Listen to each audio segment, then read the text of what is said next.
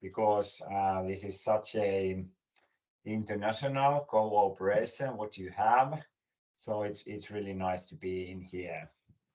I will start sharing my screen from here. So let's start and share some background information in the very beginning. So this is the very first session. We will have two sessions, and this is more like basics and opportunities related with the textile industry from the circular economy point of view. So welcome this event. I think today we will have some kind of the deep dive into the circular economy, especially tailored for the textile industry. And I think there will be a lot of cases. We will use Miro board for practicing. So we have a conversations, and you will also have a personal time to think a few minutes between different kind of sections in this training exercise. And I think it's time to introduce ourselves a little bit. So my name is Ville Availa. Very shortly, my background is in business management, digitalization, and circular economy. I founded my very first company almost 30 years ago when I was in the high school. So I'm developing different companies and organizations in Finland and several other countries from different kind of perspectives. So for this training session, I came from very business oriented, circular economy oriented, and also from the techie point of view in a way. And then let me introduce our second trainer in here this session, Dani. Hello, everybody. Yeah, good morning. A pleasure to be here, a pleasure to meet you, and a pleasure to train you. And yeah, my name is Dani Warnicki, and I'm a circular economy consultant here at Double Round. And my background is in also business management, the studies at the University of Tampere, where I got my master's degree in business management. And then I have previously I've been an entrepreneur as well, and yeah, my sort of focus has been on business opportunities, and then I wanted to apply that knowledge to contribute to the sustainable development, and therefore I was happy to join Double Round and use circular economy to advance these matters. Yes, thanks, Dani. And I think now it's time to go to the Miro questions. Before that, I will share a couple of slides, and then we will jump to the Miro. I tried to share this one not because we will go through the theories and structure, but we really want that you can recognize the essence of circular economy principles after this session, and you can understand the challenges and opportunities in the textile industry. And our agenda for this day is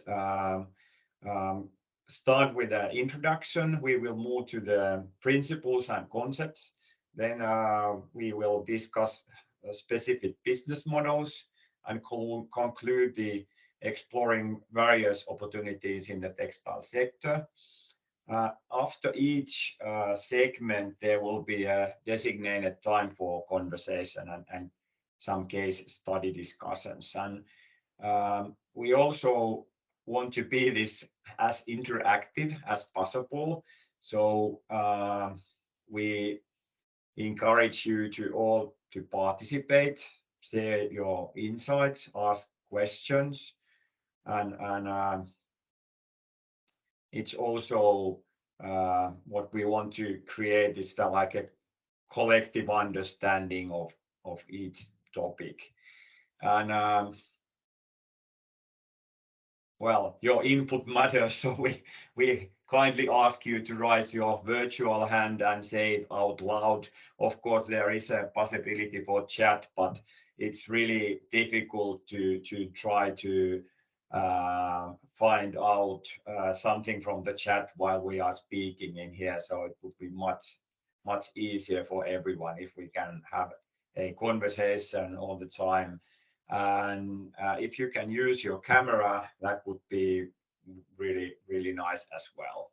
So we know that what is your mood at the moment.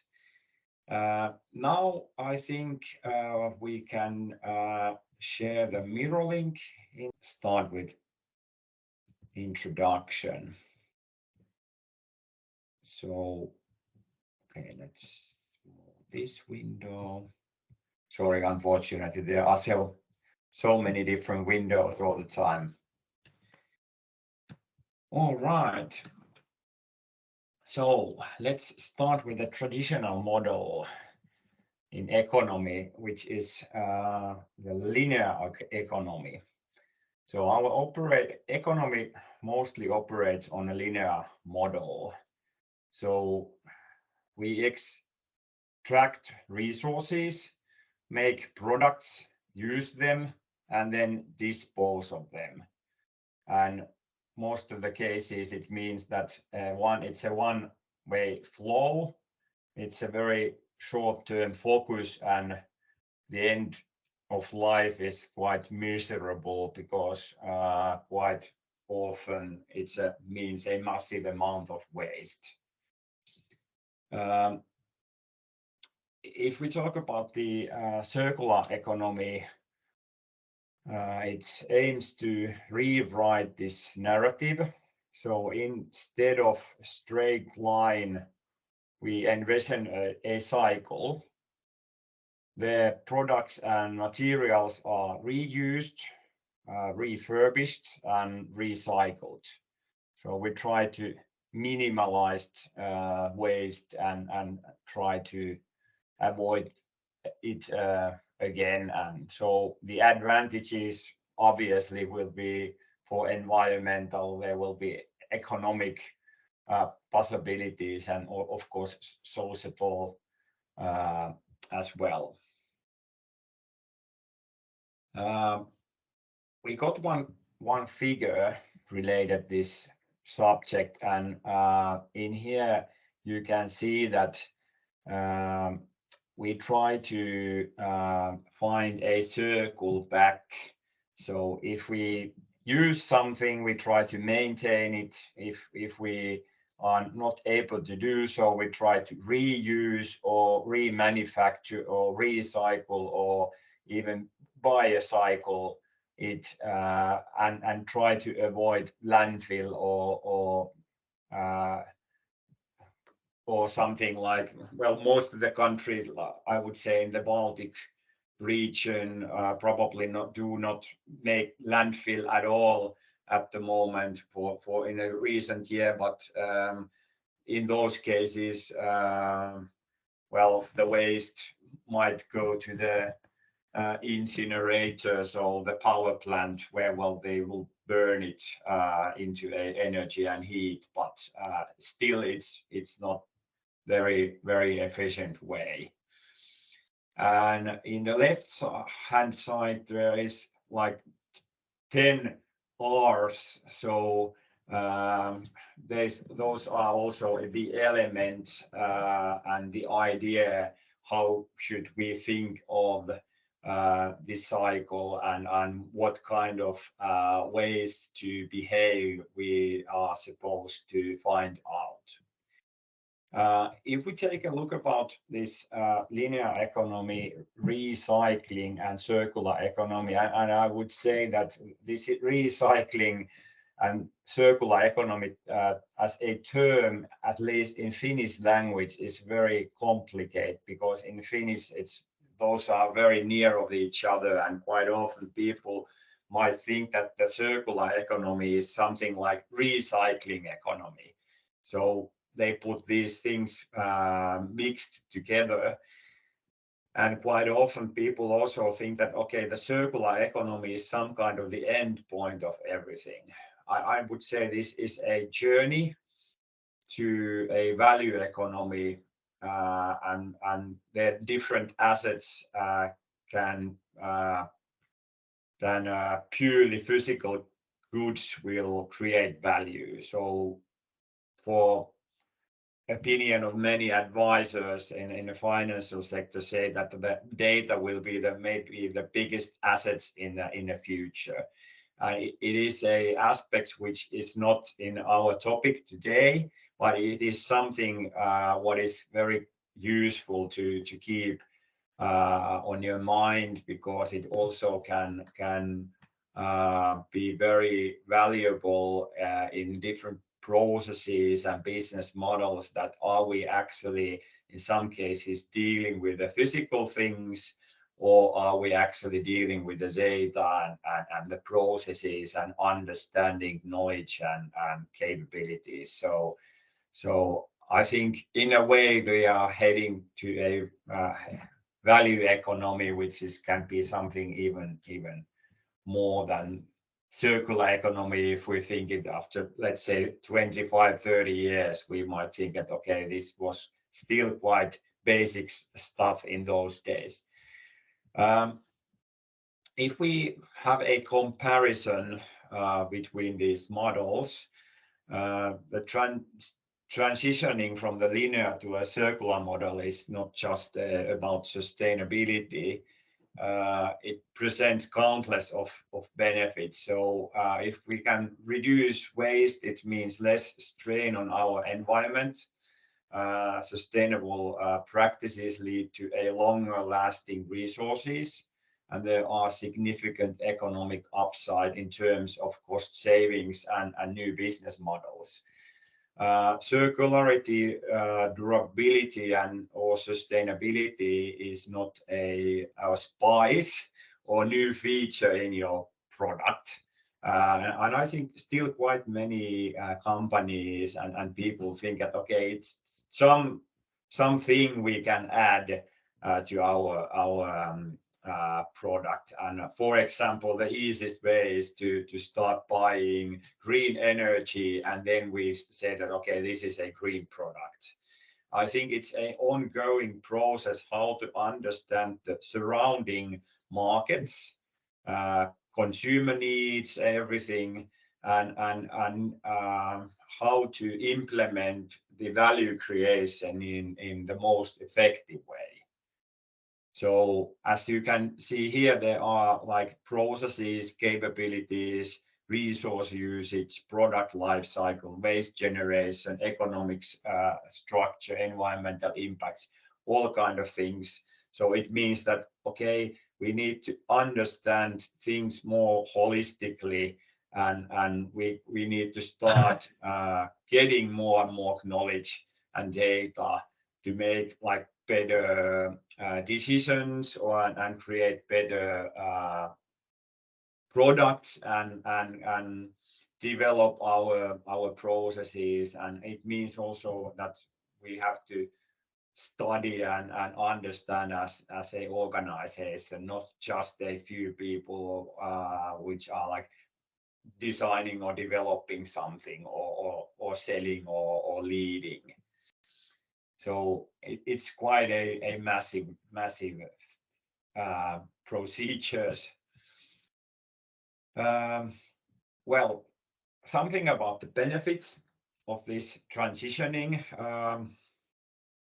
It's pretty clear that the circular model not only reduce waste and environmental impact, but also presents robust economic opportunities, from cost savings to fresh business avenues, reinforcing that sustainability and economic growth can harmoniously coexist. So there are like a lot of this kind of benefits as well. The footprint is interesting, but because the textile industry is one of the largest water consumers. From dyeing to finishing processes, vast amounts of water are used, and that's not all. The industry contributes significantly to emissions and waste. And if you take a look about these numbers, so it's quite massive amount how much waste per person there will be in EU, and I think the last thing in this slide was this 1%, which means that only 1% of material in clothing will be recycled back into new clothing. So it's a very, very tiny number. So we really spend a lot of resources. And then we have this figure to remind that, and don't mind about the years in here, but the figure, it's more about the trend, that if we just double amount of the units we will produce the textile and clothing products, and utilization will be lower and lower each year. It means that the people won't use textiles so much and so many times, but they will buy more and more instead. So it means that this is like very, very unfortunate way. So there are like big troubles to come if we won't change it. And of course, in a way, the mood have changed. And of course, if we ask about, for example, the consumers, they will say that, okay, we will try to find more sustainable way. And I agree, and I will try to make better choices, but still quite often it's about the money and the situation. So it's not that easy, and the change is not happening as fast as we might want it. Well, something about the social and economic dimension. So there are like things like in this like labor practices, lack of transparency, overproduction, fast fashion consequences, and also some opportunities. So beyond the environment, the textile industry faces challenges, or like in here, so social and economic fronts. So issues range from unfair labor practices, and also challenges in the supply chain, and also the economic implications of overproduction and the pitfall of fast fashion. So there are all kind of problems. There are also opportunities that new jobs can be created of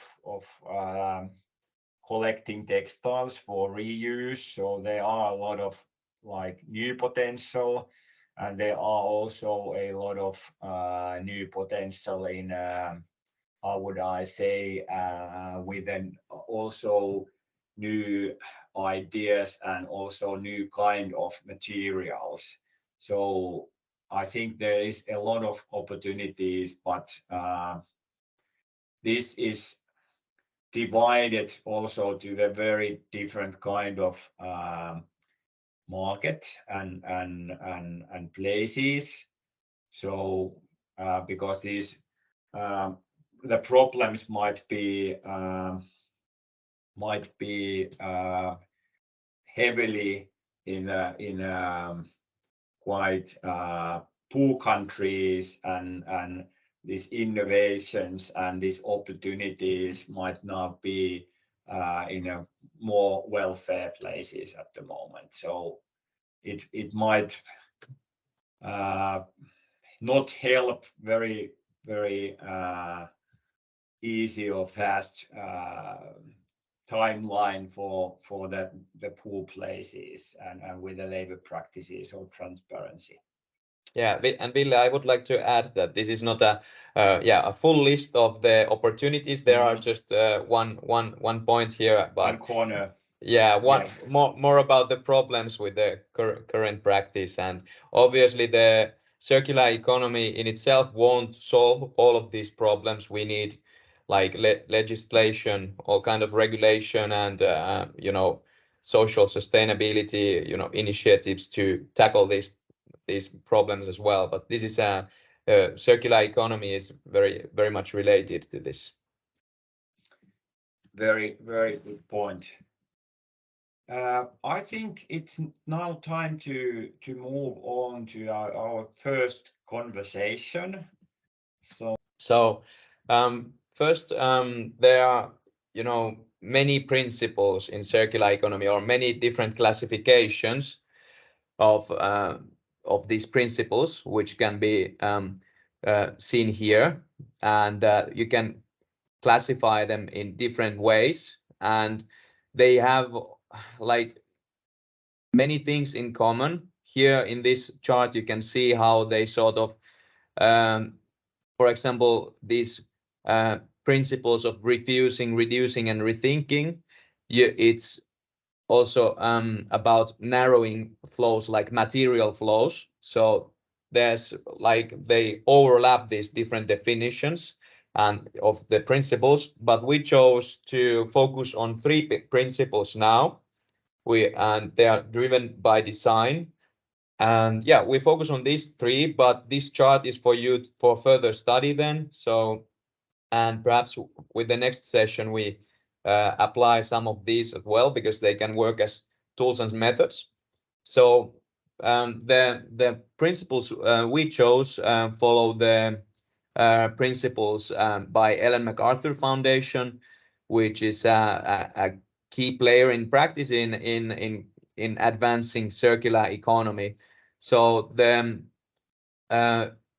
first principle is eliminating waste and pollution. So in a circular economy, this principle stands paramount. Yeah, this means that we adopt methods like green chemistry, which emphasizes creating products that are environmentally benign, and it involves selecting safer alternatives for harmful chemicals used in dyes and finishers.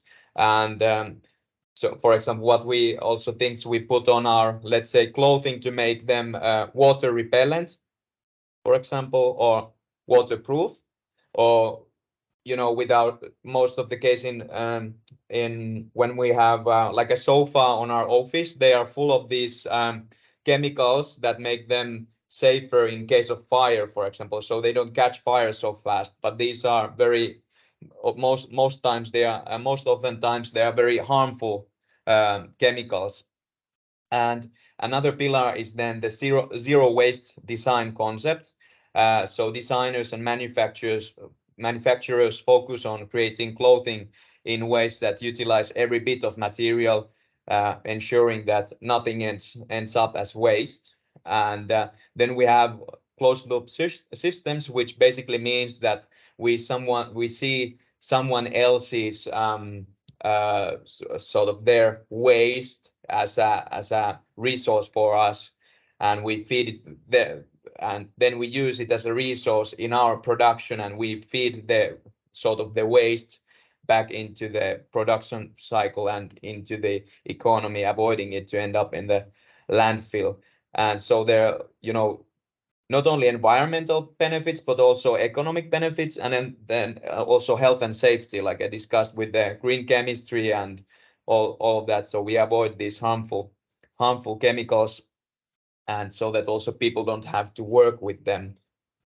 But yeah, it starts with design. It's not only production or all of that, but with the design, how we design products. We keep this principle in mind. And next, we have the principle of circulating products and materials. This goes beyond merely recycling. It encapsulates the idea of extending the life of garments. So reselling or donating garments can give them a second life. And also when garments can no longer be worn, they can then be recycled into new textiles or upcycled into entirely new creations. So, for example, I have a sort of let's say a martial arts hobby, and my gloves I use there are made of there's the leather is produced by all, or they use leather from old sofas. So the leather in this old sofa is then when they cannot no longer use the sofa, it's cut into pieces and used for the boxing gloves. So that's a nice way of sort of recycling them without having to, you know, go further back in the value chain. And yeah, there are several key, or we have some key approaches here, like recycling and like reusing and refurbishing, and yeah, recycling, upcycling, and then models like we will discuss later on, like product as a service model, which is a business model, how we can sort of advance this principle and follow this principle. And also the benefits are again environmental, also economic, and it's easier to, you know, meet the demands of these increasingly eco-conscious consumers. And there's very important point within this principle is that we would want to circulate the products and materials at their highest value, sort of, which can be seen. I go back to the one picture, so I add it here, which means that we want actually to to maintain the first, if possible, we want to maintain the product in use for as long as possible. So keep taking good care of it and repairing it or managing it so that it won't wear down too much.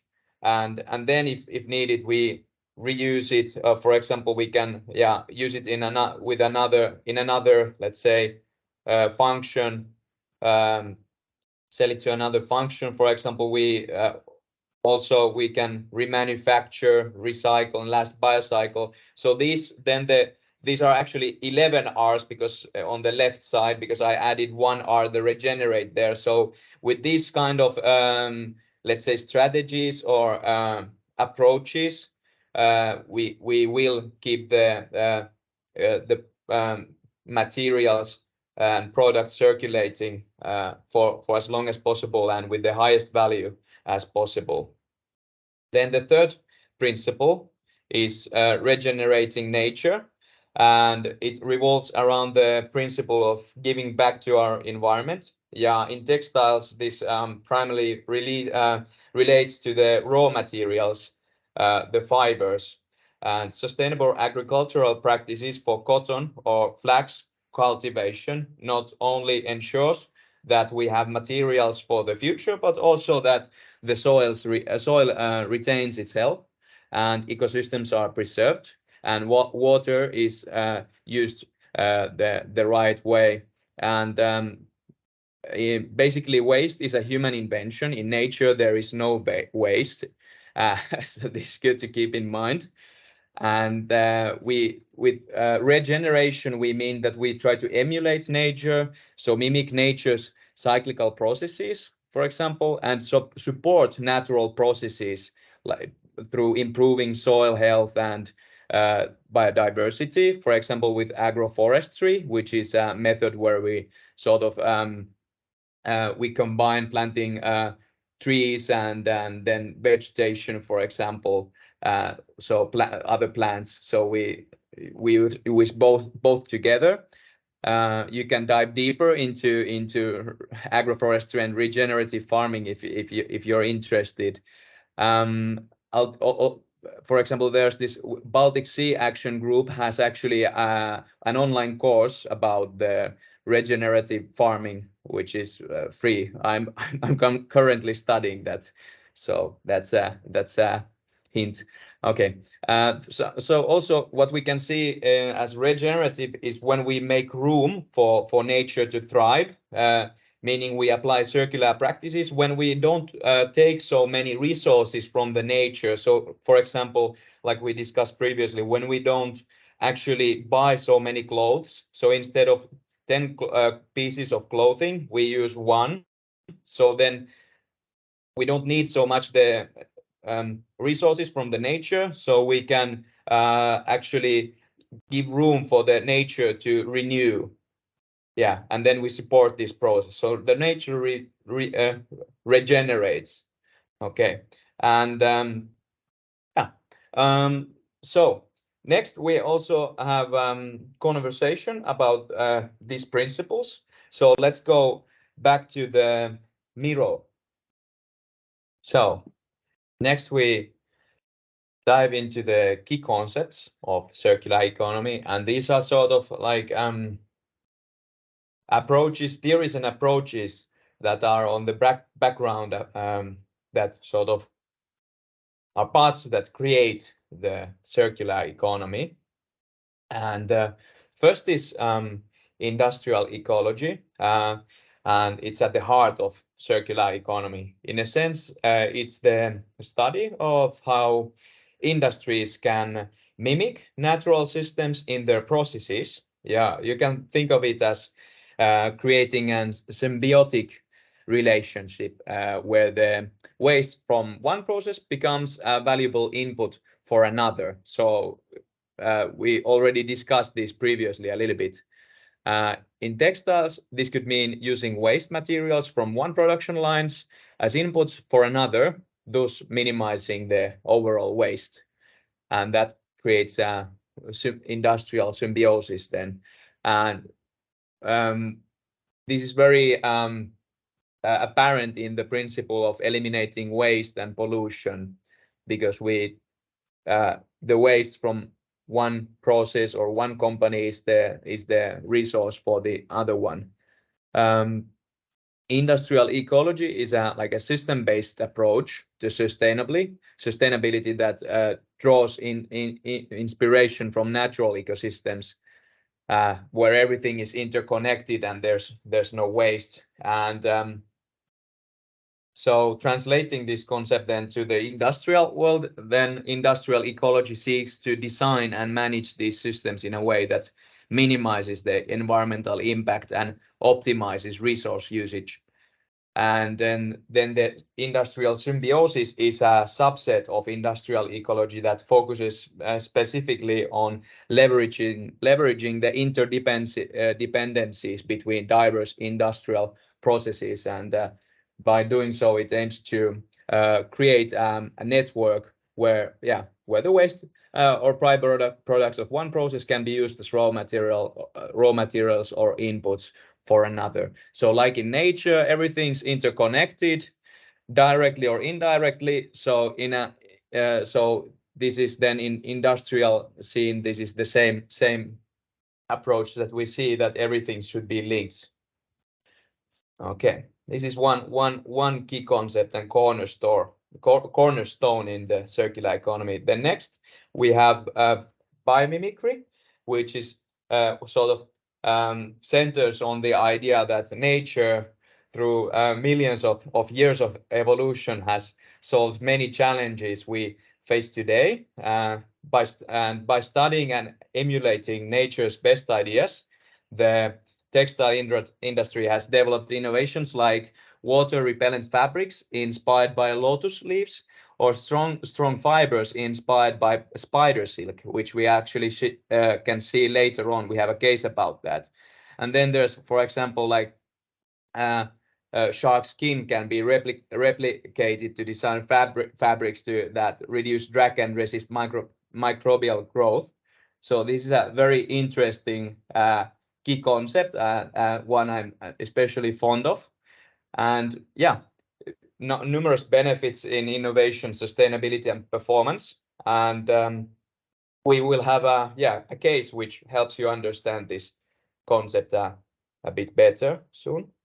Then we have cradle to cradle, which is a philosophy which is about seeing waste as food as again. In textile, it means as designing garments with their end of life in mind. So if so whether it's like ensuring that a product can be easily recycled or repurposed or safely returned to the environment, cradle to cradle emphasizes thinking about the entire product life cycle. So this connects again to the industrial ecology, where we connect, organizations, and we connect organizations and also processes, so that the resources and byproducts sort of can be the byproduct of one company or process can be the resource of another. Then this cradle to cradle philosophy is like about more like the designing all of this, so that we have create this like we create this from the beginning of designing the product, we take this consideration into approach that waste can be food. And again, this has like the key principles are material health, so how we choose materials, circular design, like I said, and then continuous improvement, so that we're not satisfied with just, okay, now we have let's say 50% circularity, but we aim to improve it all the time, learning from experience. And what some benefits are that we get closer to zero waste and creating economic value also, and then also so that also improving sustainability. And there is actually there's a picture showing that there's also a certification a company can get, cradle to cradle certification, which is globally established measure of safer, more sustainable products made for circular economy. And here you can see in the pictures the different aspects they consider. So that the material health, as I said, how the product affects the air and climate, how circular is the product by design, what about the social sides, what about water and soil, how the product affects water and soil issues, and so forth. So it's quite a comprehensive approach. And then we have a principle of technical versus biological cycles. So in a circular economy, understanding this distinction is crucial. So technical materials like synthetics are non-biodegradable, but they can be recycled. On the other hand, biological materials like cotton or wool are organic, and then they can be composted or allowed to safely decompose. Okay, and in the textile industry, this is about ensuring that each material type follows its optimal crucial path. So I have on the next slide I have a picture where you can see that, okay, we might have a product which has both inputs in renewable materials, organic materials, and finite materials. And when we use them, okay, we might produce these within the same processes and combine them together into a product, and then use the materials, the same person or a different person with the same product or a different product. There's always either synthetic or organic materials we use. Sometimes they're mixed together, but this means that we have to treat them separately, because you cannot if you're let's say you cannot repair a banana, for example, a simple example. So if your banana sort of you buy a banana and it goes bad, it's not possible to repair the banana, but we can think of how to utilize it in the best way. Perhaps you can if you're at the farm, perhaps you can give the banana to the chickens instead of just putting it on the garbage bin or the bio waste bin. And on the other hand, you cannot just throw, let's say, computers to the nature and hope they biodegrade there, so, or compost there, or perhaps in the future they will, but we try to treat these synthetic and organic materials differently. And here you can see how this goes back to the principle we already looked, how we should, try to maintain things in use for as long as possible, then reuse them, redistribute, refurbish, remanufacture, and then recycle.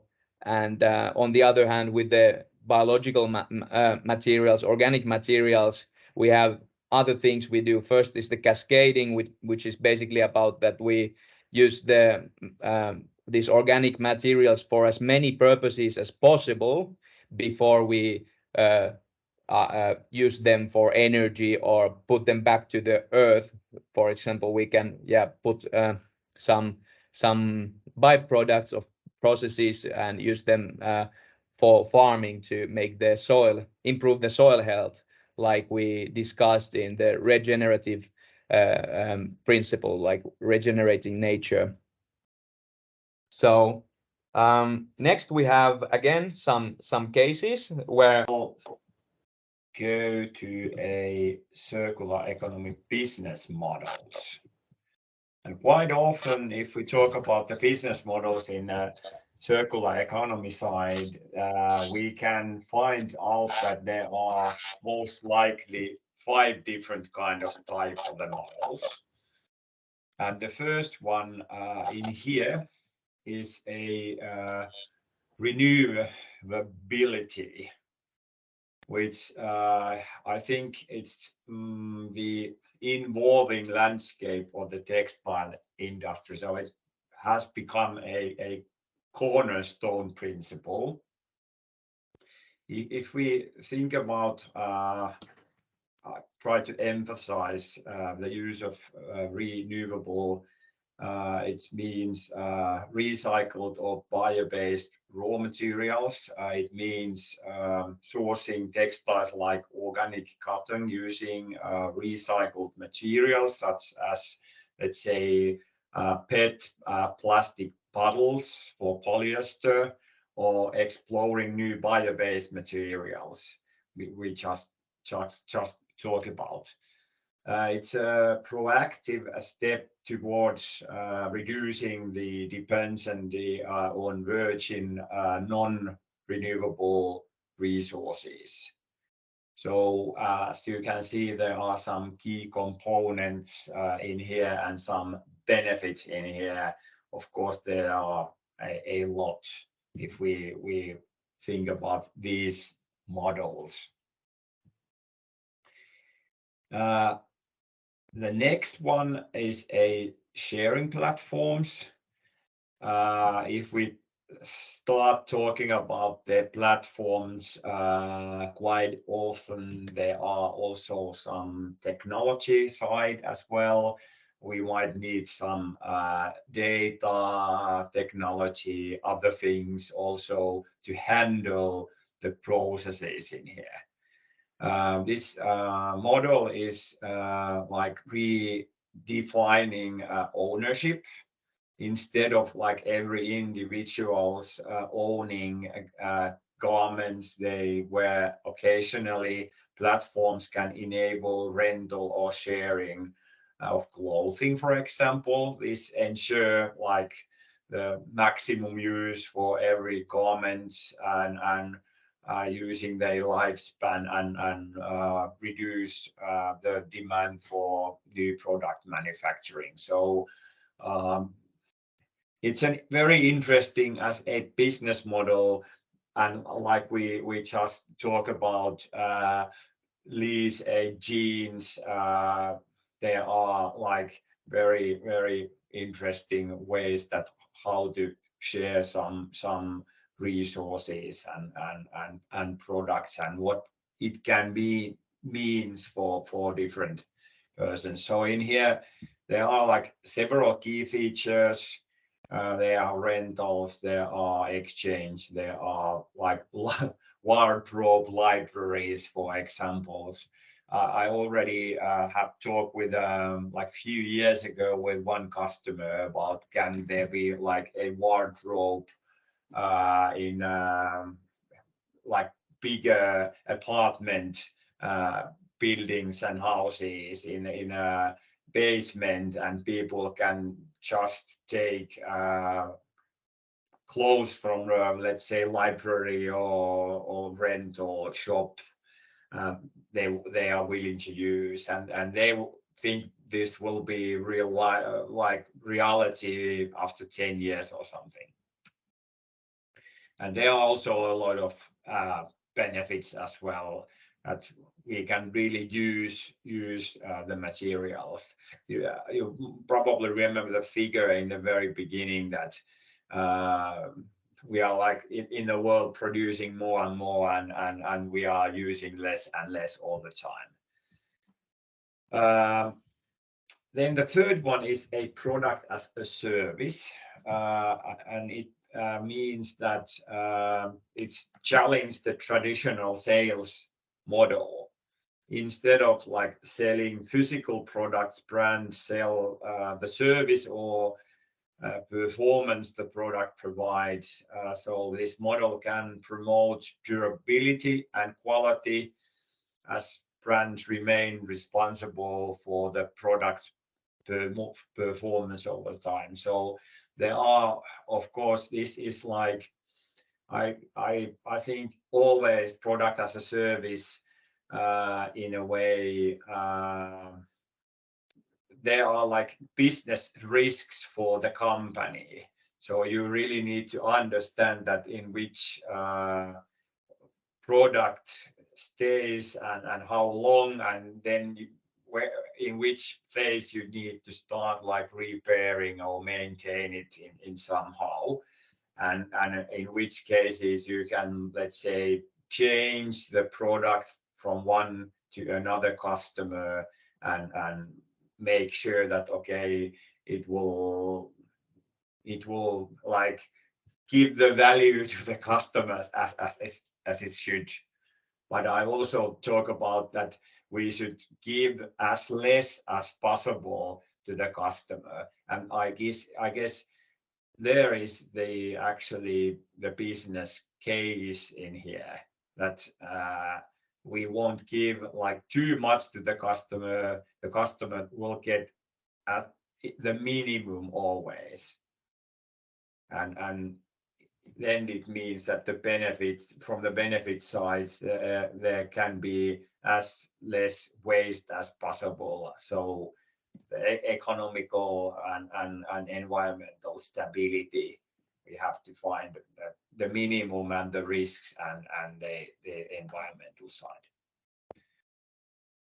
Yes, the fourth one is a product life extension.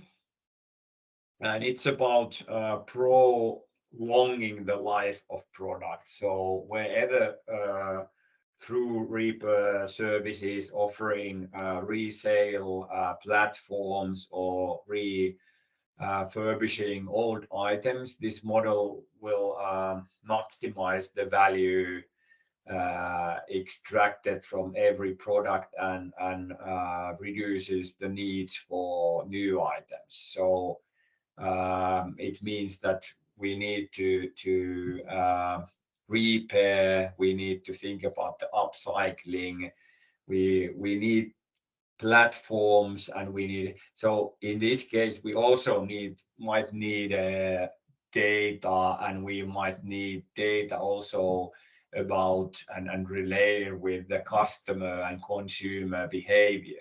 So we need to understand that in which way they are using the products, that we can make the life as long as possible. But it requires that okay, we need to understand, and we need to design the product in that way. We need to like produce it in that way, and we need to repair and maintain and find the right channels to handle the situation. So this is not something that we can just make a one part of the process. We need to handle the whole process if we want really make the effect to make a better and bigger life for every product. And the last one is the fifth one is the resource efficiency and recycling. And quite often I even try avoid speaking too much about the recycling with the customers, because quite often they are like going about they are about to speak about recycling very easily, because it's I wouldn't say it's the easiest thing in here, but it's something might be well, for most of the people, the most obvious one. In this textile arena, I think two intertwist pillars stand out is like this resource efficiency and recycling, because the resource efficiency emphasizes optimal use of materials and energy, ensuring that every thread, dye, or production processes is utilized to its fullest potential. So it reduces waste and exceeds costs.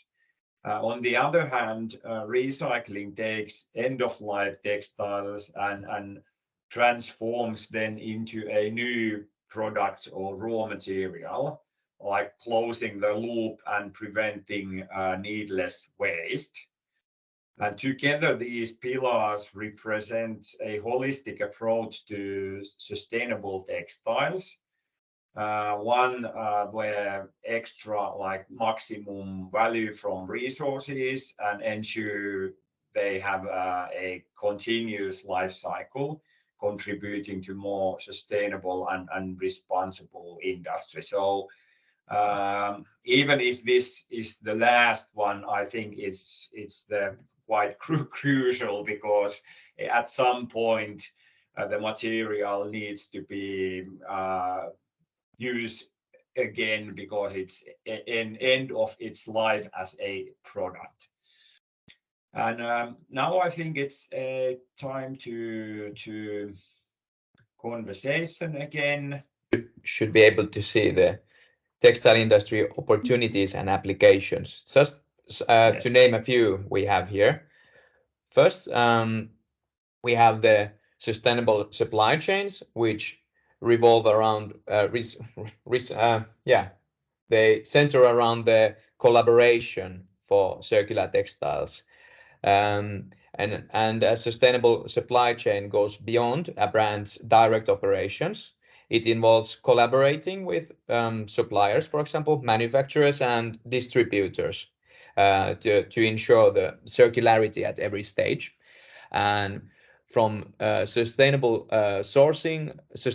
sourcing raw materials to ensuring ethical labor practices, this collaboration ensures that the textile industry moves together towards a circular future. So this is a big issue now. So the whole supply chain management in the textile industry, and we have some key features like joint ventures, transparency, like we saw in the case of Lovia, where they showed the data. Joint ventures like we saw with the Bolt Threads, who has the with Adidas, for example, they provide these materials that are mimic the Milo leather, and then the silk, the micro silk, and then the traceability is one key feature, and I think Lovia can also provide, and also Pure Waste some information about that. And then numerous benefits which are also not only environmental, but also economic, and also increasing the trust between stakeholders. And then the next one is the circular fashion models, that could we move towards more durability instead of the the fast fashion and the feeling of whenever you use a product, like let's say in my own experience, if I have bought at least back in the days, I haven't bought for a long time, but I used Zara's products. They are actually were designed to last only seven times of use. So once I did a study about Zara, and they designed their products so that they only last for some seven times that they're worn. So we should find the profits in durability. So in opposition to the fast fashion model, circular fashion prioritizes durability. So it's a completely opposite model we should find. And in this case, the brands profit not by selling more, but by creating like long-lasting quality pieces. How we could achieve this? It's the trick. And this model can like include warranties and creating modular designs that adapt and evolve, or even adopting a product as a service mindset. Next, we have resource efficiency, which allows for smart savings. And this, like we can see here that we have key approaches such as like sustainable sourcing, advanced technologies, closed loop systems. So what we want to do is optimize the use of raw materials, energy, and water. This relates to the business model resource efficiency that Ville talked about previously. And then this should be also, or this is being applied more broadly all the time. And also the upcoming EU regulation also sort of emphasizes or like encourages for this, but not per se. We'll see how the legislation or the regulation ends up. In any case, also the benefits, if we manage to attain the resource efficiencies, we gain like not only environmental benefits but economic, and also companies can gain competitive advantage when they meet the demand of eco-conscious consumer base. And so like we've discussed, like some of us don't like to buy things from certain brands because the way they use resources. So we are already making purchase decisions based on that. And that's a huge opportunity for organizations who are aware of it. Then we have cleaner textile technologies, which provide a path to sustainability. And so here innovation is driving the textile industry's transition to sustainability. So we also need innovation, not only regulation and consumers who are aware of these things, but we also need this technology that allows for example, closed loop recycling, non-toxic dyeing processes, or even 3D knitting that reduce waste and pollution. Thus, they offer a cleaner and greener path for future. So here are some key innovations and some benefits that are connected to them.